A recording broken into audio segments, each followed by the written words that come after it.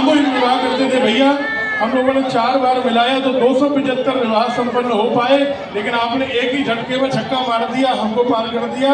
हम 4 बार मिला के नहीं कर पाए, आपने एक बार में 305 कन्याओं का विवाह कर दिया। ये 305 कन्याएं नहीं है, ये 305 लक्ष्मी जी का कन्यादान श्रीमन नारायण के लिए किया जा रहा है। ये न कोई जाति वर्ग की कन्या है, न जाति वर्ग का वर है, ये सनातनी कन्या है और सनातनी नहीं है। आज ये वर और कन्या हमारे लिए परम पूजनीय है, क्योंकि सनातन कहता है वो किसी भी जाति और वर्ण के हो, लेकिन आज ये दोनों वर और कन्या लक्ष्मी नारायण के रूप है। जय भैया। और आज लक्ष्मी नारायण का पूजन करके प्रणाम करके हम लोग ये कन्यादान कर रहे हैं। आज समाज में जब कहा जाता है कि ब्राह्मणवादी व्यवस्था है, जब जगह जगह नारे लगते हैं जेएनयू आदि में, दिल्ली में महाराज जी कि ब्राह्मणवादी व्यवस्था मुर्दाबाद, तो एक बार जरा कान खोल के ध्यान देकर सुनिएगा। आज जो आपके सामने ये विवाह संपन्न करा रहा है कुछ राजूदास जी महाराज, ये विवाह कराने का कार्य कौन कर रहा है?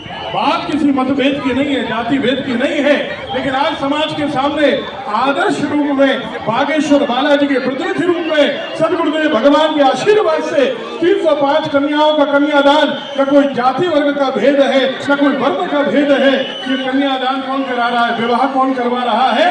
एक ब्राह्मण करवा रहा है। अगर ब्राह्मण के द्वारा 305 हर जाति और वर्ग की कन्याओं का कन्यादान और विवाह कराया जा रहा है, तो आप कैसे कहते हैं कि ब्राह्मणवादी व्यवस्था है? ब्राह्मणवादी व्यवस्था मुर्दाबाद आप किस प्रकार कहते हैं? हमारे यहाँ मुस्लिमों ने, ईसाई मिशनरियों ने, हमारे यहाँ अंग्रेजों ने हमको फूट डालो राज करो की नीति अपनाई और हमको कहा कि ब्राह्मणों ने तुम्हारे ऊपर अत्याचार किया। आज एक ब्राह्मण ने करके दिखाया है कि प्रत्येक जाति वर्ग की कन्या मेरे लिए लक्ष्मी स्वरूप है और प्रत्येक वर्ग मेरे लिए नारायण रूप है। आज दोनों हाथ उठाकर प्रेम से बोलिए सदगुरुदेव भगवान की। दोनों हाथ उठा के जरा बुलंद आवाज में, दीदी माँ जैसे बोल रही थी ऐसे बुलंद आवाज में हाथ उठाकर बोलिए।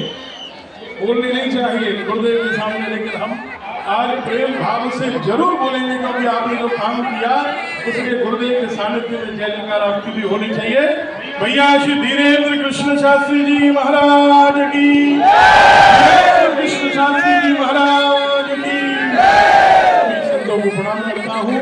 बस एक निवेदन करूंगा, जो बागेश्वर में काम हुआ वो हर क्षेत्र में होना चाहिए। सनातनियों को, पूज्य संतों को, पूज्य कथावाचकों को 1 का करो या 10 का करो, कम करो अधिक करो, लेकिन ये प्रेरणादायक काम करने ही चाहिए। कुछ मुनि जी महाराज, अगर हम नहीं करेंगे तो सनातन की धारा से कट जाएंगे।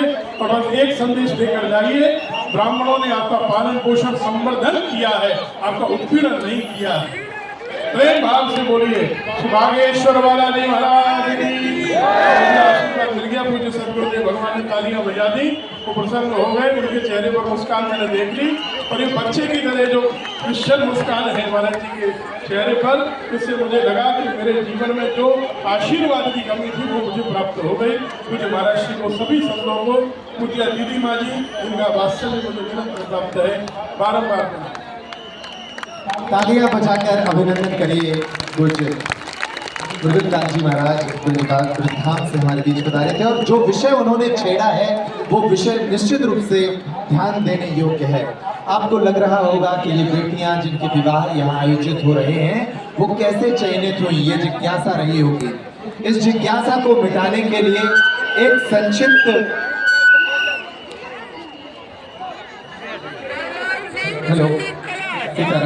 एक संक्षिप्त फिल्म है 6 मिनट की। संस्कार की टीम से आग्रह है कि वो फिल्म तैयार कर लें, ताकि मंच पर विराजमान हमारे सभी संत वृंद उस भाव को समझ सकें, उस दर्द को समझ सकें, उस मर्म।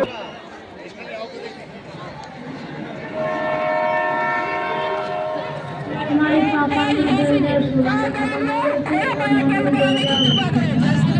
लगता है अकेले, कोई नहीं रहता। जब दुकान से आते हैं तो कोई नहीं दिखता, घर अकेले पड़े रहते हैं। मम्मी पापा को बहुत याद आती है। हमारे तो खाने का ही पता नहीं रहता, शादी का पास कोई दिन तो लगता है कि मार जाए।